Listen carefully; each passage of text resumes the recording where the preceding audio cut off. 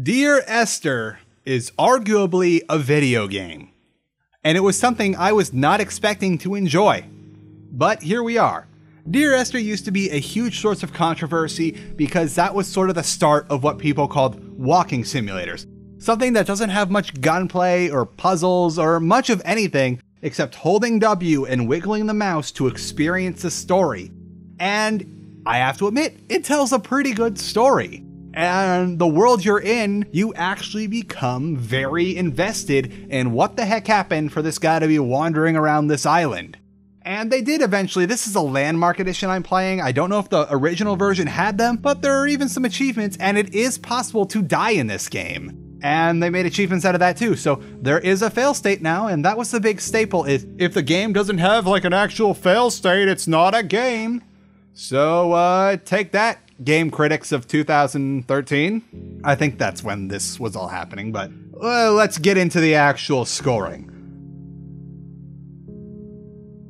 So for plot, 7 out of 10. I wanted to give it more, but the plot is not very coherent, and it will take a few passes and a few trips to a wiki page to fully figure out what's going on. But there is definitely a story here that doesn't really get in the way of walking around. If anything, it enhances the walking around and taking into the scenery. Speaking of the scenery, 6 out of 10 for world building. The game looks great, and there is a world. It's kind of the real world, which I don't like. That's kind of cheating if you just make it like a loose, like a fictional but in reality story. But there's no major plot holes. It all goes together nicely. And that's really all I have to say about that is the game is heavily carried by its story and aesthetic, and the story is passable. So as for looks, I'm not even going to bother segmenting into another thing, but 9 out of 10 on looks. Because even though this is very much a Unity engine game, it just looks so good. It's got that lovely rustic feel. It, like everything, like, yeah, it's kind of lo-fi, but it's something you could see yourself, like if this was an actual skyscape, it would be something you could see yourself just staring off into. And while the, I guess the electrical diagrams and chemical things, they were weird at first, but the sort of neon teal that punctuates this otherwise very rustic looking world does great for the aesthetic, which, what did I give this for aesthetic? Oh, I gave this 10 out of 10 for aesthetic, which I think I previously stated everything I wanted to state in the graphics, where it's visually striking. Everything has a unique look. I can tell walking through these caves that this is Dear Esther, and those colors just create a wonderful palette between like the rusty, like wind-beaten island and this bright paint or whatever this is supposed to be. As for sound design, gorgeous soundtrack, the crunches of the footfalls, the dripping of the cave, and the narrator guy you have, just, it all sounds so great. 10 out of 10 for sound. If this game does one thing right, it is the sound, and I will defend that. It's just everything about this that makes it very much playable is the audio work they did putting into this game that makes it just so much more immersive. I'm surprised I'm saying so many nice things about a game that was universally made fun of a few years ago, but I guess you have to experience something for yourself to see if you'll like it. Now let's talk about the gameplay, where unsurprisingly Dear Esther loses the majority of the points it lost. Core gameplay, 3 out of 10. The only points it gets is that it is fair and easy to understand what you are supposed to do.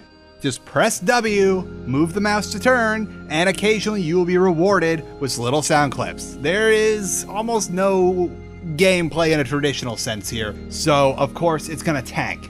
As for player character handling, this gets a 5 out of 10 because he does do what you want to do, but it's just, it's kind of, I know it's a design element that you very easily get lost in some of these caves and find yourself walking in circles, which I have to admit I'm a bit impressed by, but conversely, it's kind of hard to handle and very frustrating when it turns out that this dude can't even be bothered to break into a light jog.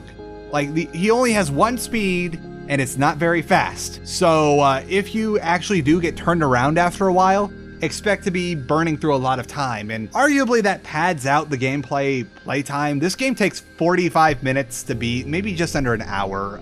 I can check that later and I'll put it on a graphic, but this game does not take long to beat. It's less than an hour, and yeah, most of that is just, oh no, I got turned around, I gotta start walking back. And as for diversity of gameplay, like how there are ways to do things, 0 out of 10. You can play this game and experience everything it has to offer in one sub 1 hour go through. That's all you need. There are, like, you can go look for like some urns or something to get an achievement.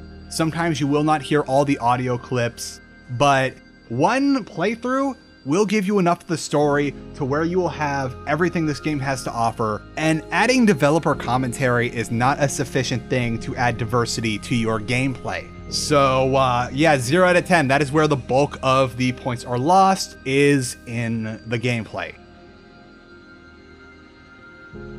Now, as for optimization and stability, both 10 out of 10 categories, so easy 20 points there. The game boots fast, the game loads reasonably fast, there are no crashes, you maintain a very steady frame rate, and otherwise, this game runs. It does a good job. This was originally a free game that they asked for $10 when they made the Landmark Edition, and they had to do something to earn that $10 for a source mod. So the game, it just runs, and that is sometimes all you can possibly ask for in a game. And for that, I applaud you, Chinese Room. Now, since we're already at the end of the game, or the end of the review, I should say, it's this review is now about 25% of the game's playtime. It gets a 70 out of 100, which I will consider a pretty good score. This game is a wonderful experience, but not a very good video game.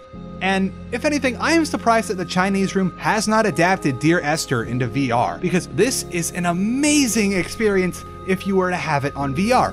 But when you're just like got your hands draped over your keyboard and mouse, it really leaves something to be desired, and I think a lot of the problems this game has with being uninteresting from a gameplay standard would be solved by having a VR headset on and maybe using the little hand controller things to where you could pick stuff up or like fiddle with things. That would make this a much better game than it is.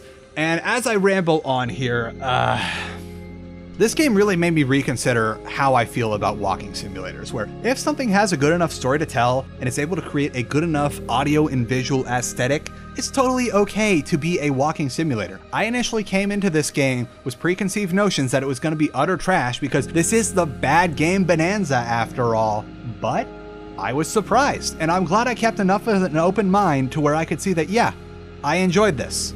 I wish it would have done some things better, but it was an enjoyable experience, and I'm hoping the free version of this game is just as enjoyable so that you can play it yourself. And if you really like it, get the paid version. I think it goes on sale a lot too. But that'll be it for me. Thank you so much for joining me. Subscribe, like, comment, tell me how wrong I am about everything. Patreon helps me make more of these videos. Thank you for joining me on this bad game Bonanza. This is a convenient way for me to cover a month of my time to allow me to acclimate into a new home and get things ready for school, because I am in my semester before I get a degree, so I'm a little busy. I'll see you all, wait, what day is this going out? I have this calendared. Oh, I'll see you all, yeah, next week. Bye. Sign-offs are bad and I don't know how to do them. Hey. It's your favorite toy. And the light is terrible here. Oh, there's no table, but there's boxes.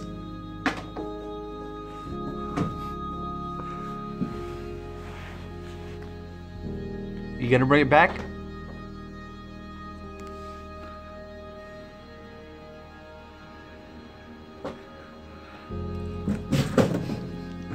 Oh.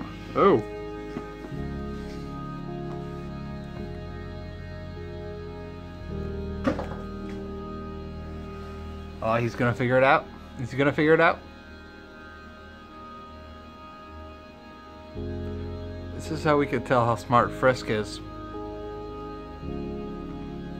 No, not that one. You're right in front of it.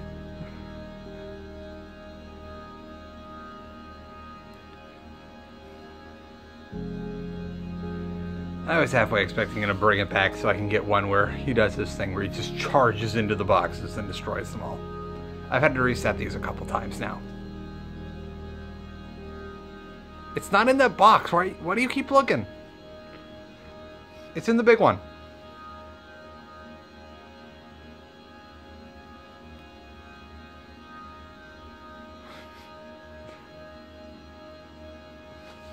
Okay, I can't take this anymore. Oh, look at that. Fluffly puffly, fluffly puffly, fluffly puffly, fluffly puffly.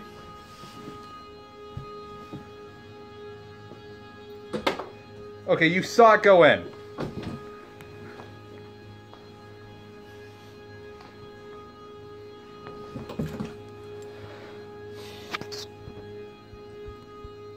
Yeah, gotta groom yourself after that box action.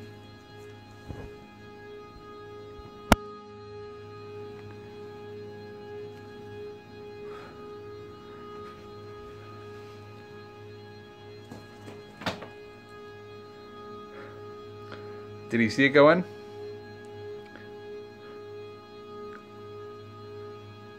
Gonna be here till the end of time. All right.